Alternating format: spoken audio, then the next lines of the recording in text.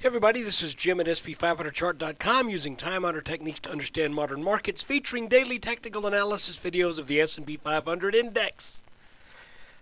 Let me catch my breath. Before we get started, I just want to remind you that the website and this video are for educational purposes only. Nothing stated at the site or in the video is intended to be used as actual investment advice. I can draw lines on charts, but you have to draw your own conclusions from your own research and make investment decisions that are suitable for your personal financial situation. I'm not a licensed financial professional. I'm just a guy that draws lines on charts. So let's take a look. Let's start off today, which is December 19th, 2012. Let's start out looking at a 5-minute chart. And I've adjusted a few things, so if you follow using the live charts that I post for members, you will want to make sure you swap out yesterday's chart for today's, because I made a small change. It's not huge, but it's something that that I'm going to keep. Well, heck, I'll just tell you what it is. I was looking at what I thought was maybe a possible rising wedge yesterday, and why can't I grab these things? There was right here, and had this bottom line broken down before we got up over the top of that would have been a harbinger of bearishness for today. Instead, we pop out over the top of this, and what does that mean? Well, it means we're forced to look at that new information, move that line to here. Okay, now you might be saying, well, that looks kind of like a rising wedge again. Well, yeah, maybe, possibly. However, let me show you. If we take this top line and create a parallel line to it and move it to this starting point back here early on the 18th, you'll see that's exactly where we did not get under that line. So what I'm kind of feeling at this point is that if the market tomorrow breaks down under this line right here, then we'll likely come back and test this red line or the levels around 1297 or so with this little horizontal line. But again, I want to remind you, these last two trend lines have really, for the past 3 days, for about the past 4 days, have really kind of shown that they're a bit porous. So, it kind of makes me wonder what really is going on right here. But we just got to stick with what we're looking at so far. Now, let's pretend like this little channel works. And we pop up over this. I also want to show you that if we draw a line over the last 1, 2, 3 peaks, we do end up with another possible rising wedge, kind of a pattern. Okay, you see it there between this line and this line. So, to be honest with you, it's all a little bit conjecture right now.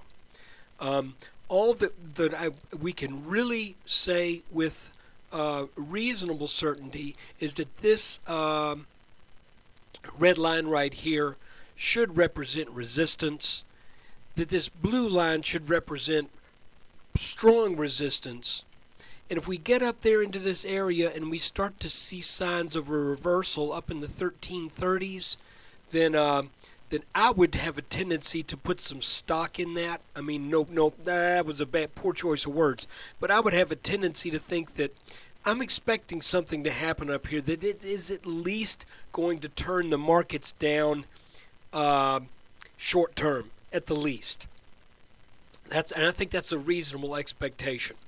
As we look at what happened today, I do want to show you that there's this little line right here, kind of doesn't exactly line up, But if the market is able to get over this tomorrow, then I think this is probably gonna jump on up and make a run at maybe the high 13 teens again, or 1320. And if you can break this line right here, then that would invalidate that conjecture at this point that this whole thing may be a rising wedge. I don't know how strongly I feel about that. It kind of looks right at this point, but we've only had 1, 2, 3, 4 touches. Typically in a wedge pattern, you have more than that. You usually have at least 6 turns. I don't know whether I'm comfortable calling this and this a turn or not. So again, a little bit of mixed signals in the market. I remain long in my hand-picked stocks. I'm not short anything right now. So if that I offer that for what it's worth, that doesn't mean I'm doing the right thing. And if you're doing something else, it doesn't mean you're doing the wrong thing. It's just that I'm not quite ready to say that this market is about ready to kick the bucket again. I think there is opportunity for this market to power on up higher, and one of the reasons is because of this inverse head and shoulders right here that so far seems to be playing out. And again, I'll remind you that the target from that pattern, the minimum expected target, now that we're over that neckline, the minimum expected target is 1380. Something tells me it's not going to get there real fast, but something tells me you should trust these patterns when they present themselves in pretty clear form, and when they break out like they did. And what's interesting too is this broke out on January 1. So that's like, it was just this perfect little psychological thing. January 1, it's a new year. Tax loss selling maybe in December here, and then we start to rally back up, albeit in sloppy fashion. And then the new year hits and people jump on the markets. So, what am I looking for tomorrow? Well, this is what I would do. And I'm not telling you what to do. We got a really, really narrow range between this little line and this line that I threw down here that's parallel to this one.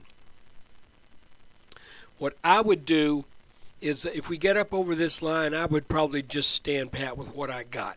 See if we can get on up to tag this line here, or possibly even later in the day or starting next week, get up into the very low 1330s. If the market has the strength to get over this little area of resistance. On the other hand, if the market pulls back, if the market breaks this line right here, then I would expect at least a test in the 1308 area. And if that breaks, then I would expect a test down in the high 1290s. At which point I would kind of expect a bounce.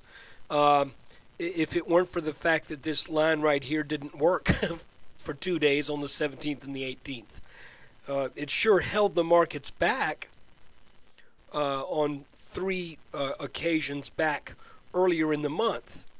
But whether or not this hit will turn into strong support now that we're clearly above it, we'll have to wait and see if we get that test. So that's kind of what I'm looking for right now. The markets are in this little tiny range between what I think should be some support and what is resistance. If we can get over this, then I would look for a mildly up day tomorrow. Again, watching this rising line right here. And you might ask, why are you using that this line right here? Well, because we've got a pretty good track record over the past few months of the S&P wanting to stay within a channel. So I'm just kind of extrapolating from that into this scenario, that whatever has created all of these channels that we've had, I'm going to have to go to maybe a 30-minute chart will show us a little bit. I'd show us all of them. Go to an hour. Some of these lines get a little wobbly as I zip in and out. But you see this channel, this channel, this channel.